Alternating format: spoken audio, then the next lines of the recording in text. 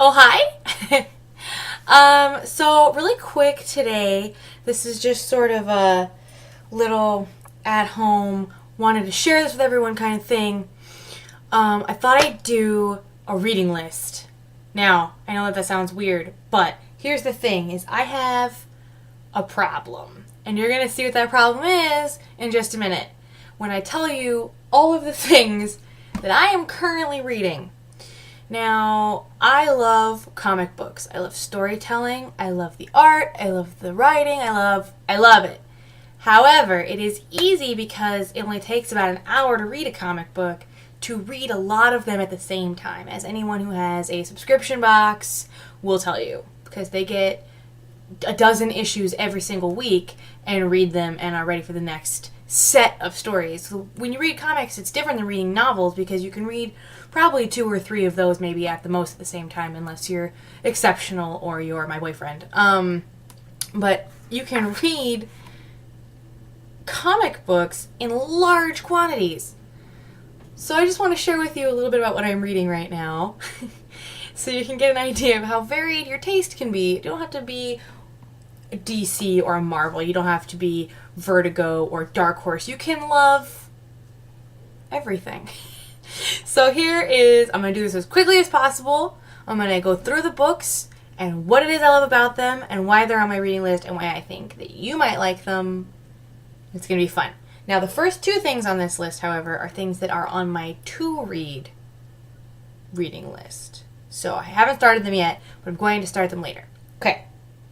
Are you ready? Okay. Thing 1. Neverwhere. Neil Gaiman. So I love him, first of all, because who doesn't, right? I read the graphic novel for this, not realizing that it was a actual, novel first.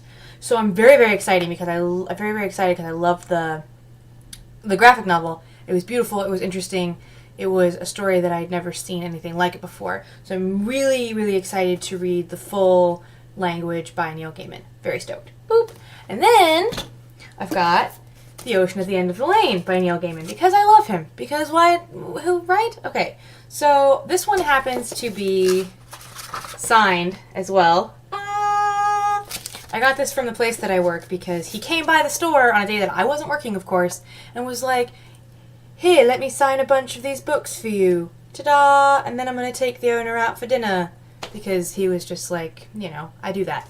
I'm very excited about this. The last book I read by Neil Gaiman that wasn't the graphic novel of Neverwhere was American Gods, which, if you enjoy fiction, fantasy, theology, mythology, and really good dark humor, you will love that book. Or any combination of those things if you love them. You're going to freaking love the book. So, that is thing 2 on my I gotta read this next list. Here are the graphic novels and novels that I am currently reading alongside learning lines for the show that I'm in.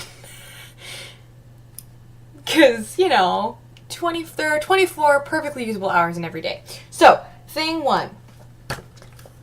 Saga. This is the second trade paperback. If you're not reading this, I don't know what you're doing with your life. This is so good.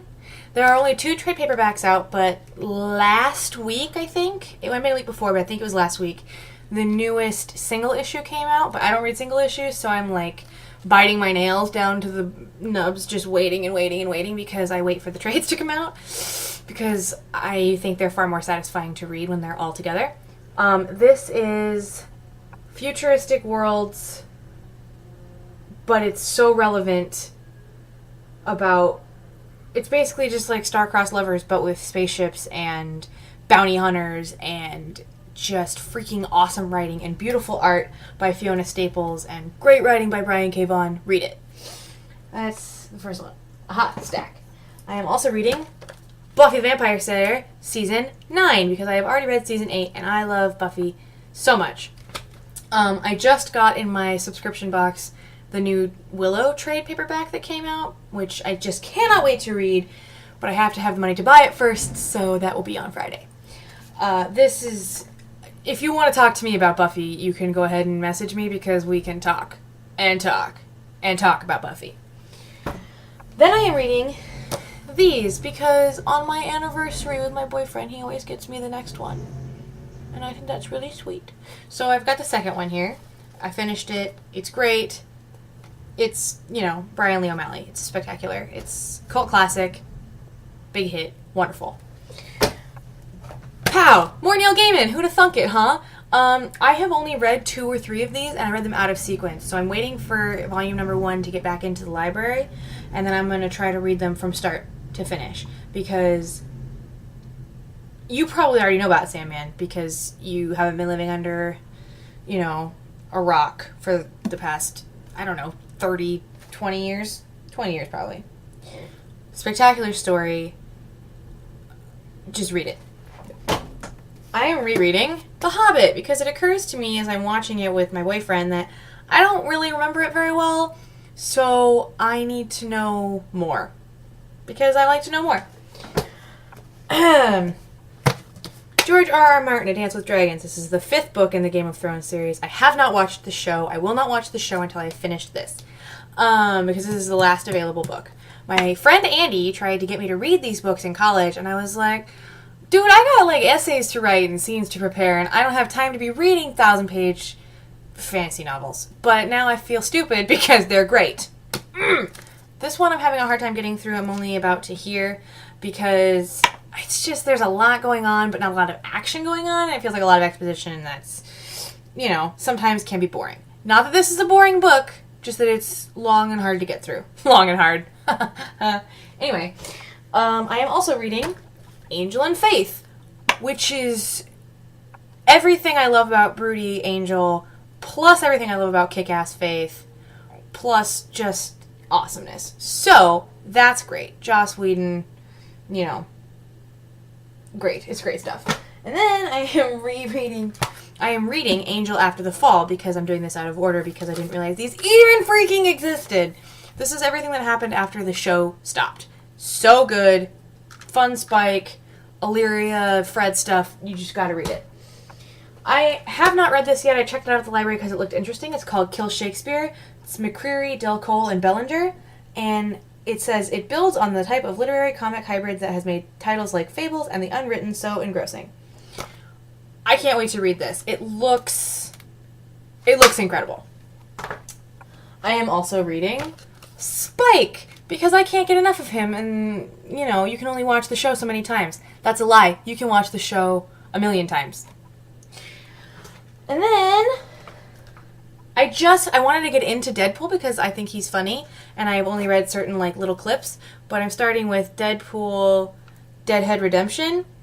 I enjoy the different conventions used by writers for Deadpool and how he can span so many different crossovers, and I think that's interesting. So I'll have more on that when I'm, actually have read all of it. This. If you are not reading this, and you have any interest in post-apocalyptic societies, or you have any interest in gender studies, or you have any interest in genders and politics, if you're not reading Y the Last Man, you should be reading it. It's spectacular. It is frightening, and it is realistic, and it is wonderful. And you should read it. If for no other reason than the title is very, very clever. But it's Brian K. Vaughan. And it is so good. I'm on the fourth one. Can't wait.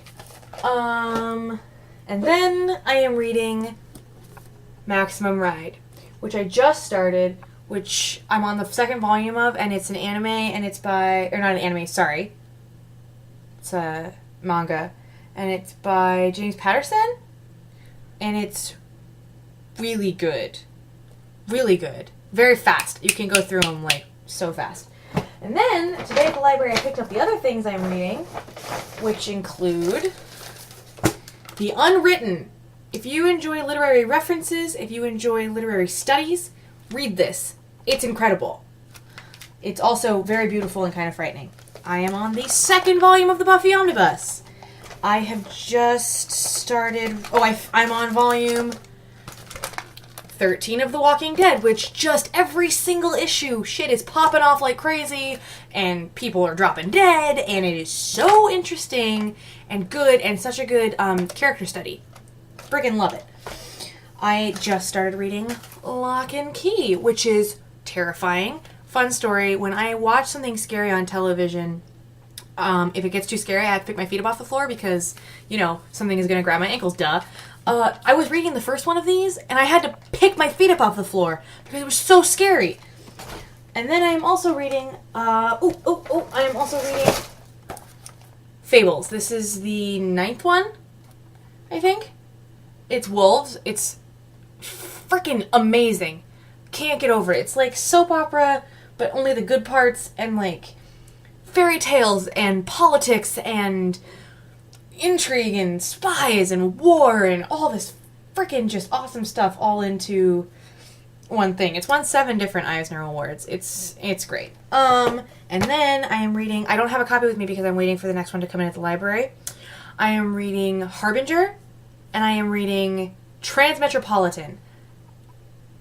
If you want to talk about futuristic, what the future of the world actually might look like in 1,000 years if we don't kill ourselves off first, read Transmetropolitan. First of all, this guy is on like a whole other level of swearing. I just want to get on this level so hard. It is amazing. He's funny. He's irreverent. He is so smart. Read Transmetropolitan. And then the other thing that I am getting into, because my friend Andy, who also was the one that told me to read Game of Thrones, he said that this was so good. So I am reading Morning Glories, which is about this school, and it's like these gifted students, but it ends up being like there's paranormal stuff, and there's people dropping dead, and there's teachers trying to drown their students by filling the room up with water, and there's like ghosts and giant weird technology and shit, like just crazy stuff. Beautiful artwork, beautiful writing. Who is this? Spencer writes just beautifully. So that's it. I think I covered everything that I'm reading. But as you might have seen, that's 1, 2, 3, 4, 5, 6, 7, 8, 9, 10, 11, 12, 13, 14, 15, 16, 17, 18, 19 things? 20 things if you count Transmetropolitan. 21 if you count Harbinger. So I'm reading a lot. I'm reading a lot of things, but they're all good things. And if you have any questions about anything story-wise, or what other things might be interesting to go with these, or if you're interested in these, what other things I can recommend.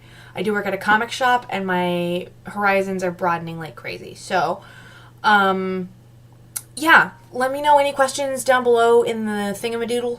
The thingamadoodle. That's what it's called now. In the thingamadoodle. And I'm gonna try to do a series of, like, this comic book. I'm gonna review it for you in a certain context, because some of these deserve that. They deserve to be talked about, and I would like to start a discussion with you about them. So that's all for me. I have to go to a voice lesson now, and then I have to eat something and go to rehearsal, because what is my life? Actor problems. Hashtag actor problems. This is the life I chose. That's it though for me. Oh, and this is my new 10-sided die necklace. It's sparkly. It looks like the Arkenstone. I love it. It's technically a percentage counter, but I love it. So, okay, that's it for me. I have to go now. I have to go. Goodbye. Goodbye.